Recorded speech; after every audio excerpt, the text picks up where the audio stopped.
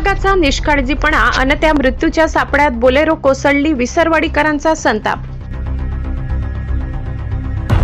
राष्ट्रीय महामार्ग क्रमांक 53 वरील विसरवाडी येथील हार्दिक पेट्रोल पंपाजवळ महामार्ग प्रशासनाचा जीवघेणा हलगर्जीपणा समोर आलाय। नवापूरहून विसरवाडीकडे येणाऱ्या एका बोलेरो गाडीला MH39C4666 समोरून येणाऱ्या वाहनांच्या प्रखर प्रकाशामुळे रस्त्याचा अंदाज आला नाही आणि ती थेट अपूर्ण अवस्थेत उघड्या सोडलेल्या गटारीत कोसळली। या भीषण अपघातात वाहनाचे प्रचंड नुकसान झाले असून सुदैवाने मोठी जीवितहानी टळली। या धोकादायक ठिकाणी गटारीचे काम रखडलेले असताना महामार्ग प्रशासनाने कोणतीही सुरक्षा यंत्रणा, कठडे किंवा रिफ्लेक्टर लावलेले नाही।